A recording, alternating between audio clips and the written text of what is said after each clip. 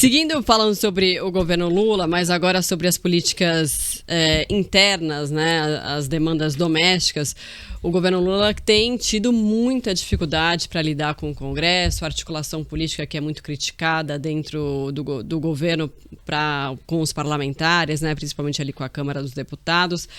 Hoje teve até uma reunião do Lula com ministros no Palácio do Planalto, porque Lula estava viajando, voltou e precisa organizar aqui a casa, que não começou, né? Tá tentando organizar com algumas mudanças que ainda não foram feitas, né? Foram só promessas por enquanto. O principal deles é em relação ao Ministério do Turismo, né? Que tem a Daniela Carneiro lá. Que deve sair, provavelmente que vai sair, mas que ainda não saiu, né? Fica essa história, vai sair agora, vai sair hoje, não vai sair. E fica uma coisa como também se o Ministério do Turismo fosse a coisa mais importante do mundo, né? E assim, mesmo que tenha essa troca, e vai ter, o Celso Sabino deve entrar, o Lira não está satisfeito, né? Assim, não é algo que vá aplacar e saciar a fome, né? Dos políticos ali, dos parlamentares. Então, hoje se reuniu lá com alguns ministros para ver como é que estão as pautas, para dar andamento nessa articulação. Eles prometeram, né? Inclusive, o Padilha anunciou, né, na semana passada ou retrasada, acho que foi na passada, que vai um mutirão aí para checar os nomes das indicações, para ver onde que ia encaixar ali no segundo, no terceiro escalão. Isso faz parte do jogo, né? Tá dentro do esquema. Agora, o que vocês acham, assim, de fato, está tendo uma dificuldade ou uma falta de articulação, ou o Congresso e talvez a Câmara que esteja com está com muita fome, mais do que o governo tem para dar? Você que é de Brasília. Acho que o Lira queria a saúde, né? Vamos lá. Assim, um antigo chefe meu dizia que só no Brasil existem duas pessoas com visões completamente opostas e as duas podem estar erradas ao mesmo tempo. Então, assim, eu olhando como vocês, eu também enxergo assim que a questão envolvendo a Daniela Carneiro, né, a antiga Daniela do Vaguinho, que era o nome que ela adotava na Câmara, é que ela brigou com a União Brasil, que era o partido que ela integrava, até a posse, ela deixou o partido, e o partido, que é um partido do centrão básico, um partido central no centrão, vamos chamar assim, que é a vaga dela de volta. Ela está articulando aí uma mudança para o Republicanos, né? uma saída para um outro partido, mas o União quer a cadeira dela como se fosse deles, do partido, para comandar o turismo. E não é, né? Não apenas não é como... Assim, é parte de um acordo de coalizão. A gente pode falar o que a gente quiser sobre coalizão, mas é parte do acordo. A única questão é que, até o momento, a maior crítica do PT é que eles entregaram as joias, mas não veio a votação. Porque tudo isso ocorre para que se haja um conforto, um apoio do partido na Câmara e no Senado. No momento veio apenas no Senado. O acordo com a União Brasil meio que foi travado no Senado e não incluiu a Câmara. Então, assim, isso foi um primeiro momento de desgaste entre União Brasil e o governo. Agora é um desgaste do centrão com o governo, e aí entra o que vocês falaram, que é o Ministério da Saúde. O Ministério da Saúde, ele é comandado por um nome técnico, que é a Anísia Trindade, ex-presidente da Fiocruz, um referencial na questão das vacinas, etc. Só que, assim, o centrão quer a vaga dela. Agora... Quando eu só... explicar uma coisa que eu disse. Quando eu digo que a vaga não é do União só, é porque a Daniela foi uma escolha pessoal do Lula, porque foi imprescindível durante a campanha, porque... Ali na Baixada Fluminense, né? onde, por causa onde havia um do eleitorado marido também, né? muito que forte, é eles foram cabos eleitorais do presidente Lula. Foi uma questão até hoje não muito bem explicada, que assim, é uma área de milícia, é uma área onde o prefeito e a própria ministra não conseguiram desvencilhar as histórias de ligação deles, dos secretários do prefeito com a milícia, com essas histórias de formação de cabo eleitoral ali, curral eleitoral, que é até um termo mais pesado do que isso.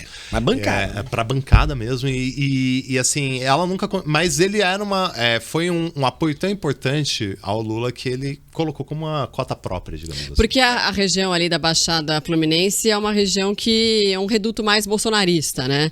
E aí eles atuaram nessa campanha aí pro presidente, o que foi muito importante, né? Pra região ali, Foi, continua sendo, porque tem eleição municipal a vir também, então, obviamente, com a mudança para agradar a União Brasil, o presidente Lula já deixou claro nos bastidores que também vai continuar agradando a Daniela no novo posto. Né? Agora, a pasta da saúde, o presidente Lula tem falado até agora que não vai abrir mão, né, de um nome técnico da Anísia Trindade na pasta da saúde.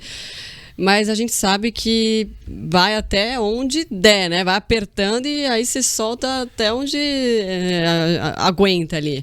Agora, vamos supor que aconteça, né? Entregar a pasta da saúde seria uma derrota, né? Seria a maior derrota até o momento. Ele já teve algumas, como por exemplo os reveses do meio ambiente com a Marina Silva.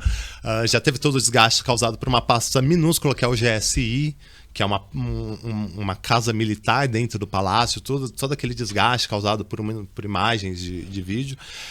Mas assim, a saúde é o maior orçamento de toda a Esplanada. Na época do Bolsonaro eram 500 milhões de reais por dia, um orçamento de 180 bilhões.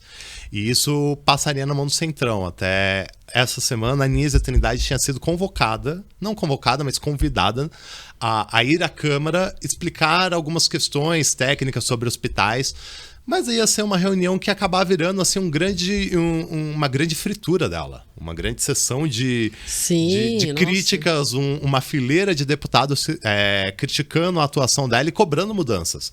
O líder do União Brasil, na Câmara já falou aqui, assim, o humor da casa depende de mudanças da saúde. E essa cobrança vai se tornar cada vez maior, não apenas porque o Centrão e a Câmara e o Legislativo como um todo reuniu muito poder na última década, como a articulação do PT ainda não engatou. E está muito claudicante, assim.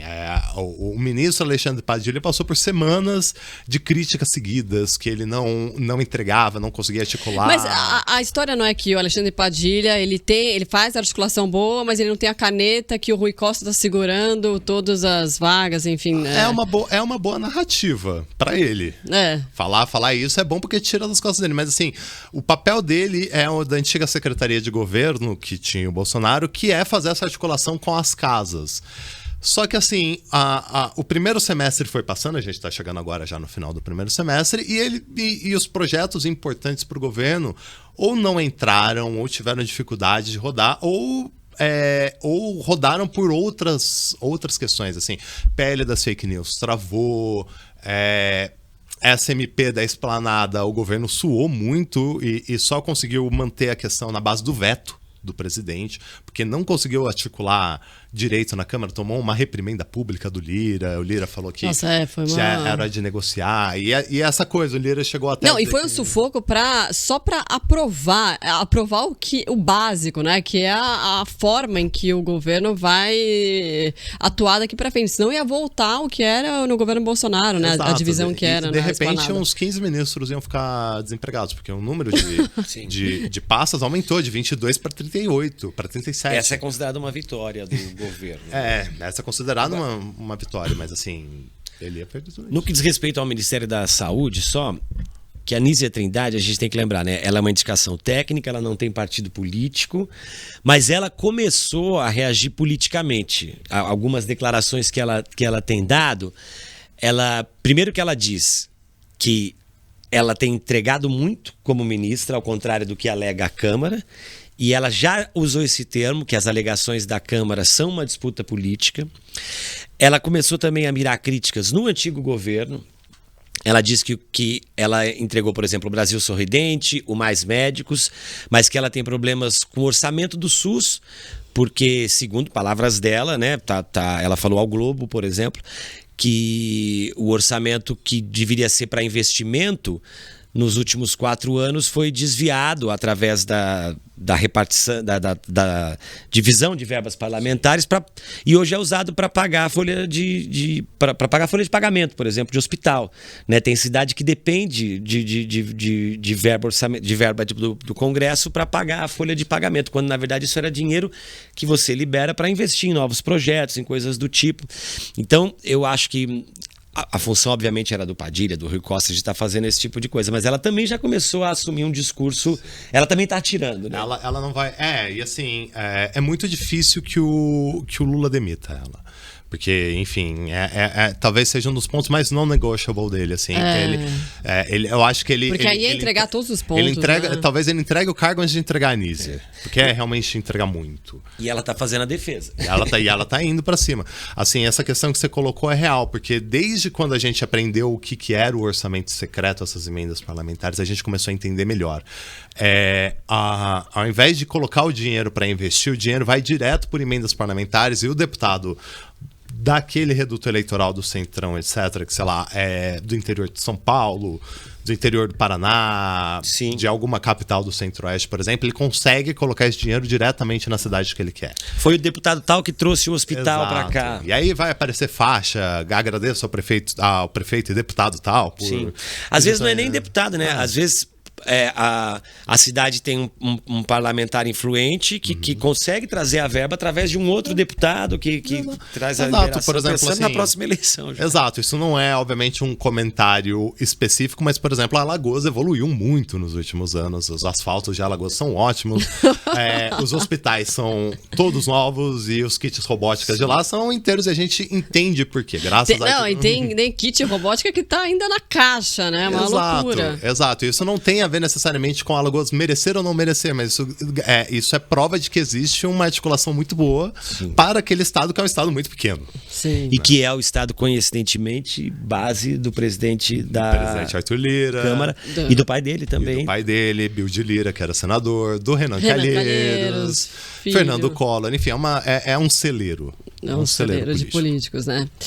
Bom, de políticos tradicionais e de políticos familiares, né? Inclusive o Fernando Collor, que é neto de político também. Filho de político, o único político que assassinou outro dentro do Senado. O pai dele matou uma pessoa dentro do Senado. O Arnon. E o vô Lindolfo, né? E o vô Lindolfo. Enfim. Bom, as famílias se perpetuam. Só coisa boa. Momento guia dos curiosos. Não, que é sempre importante falar.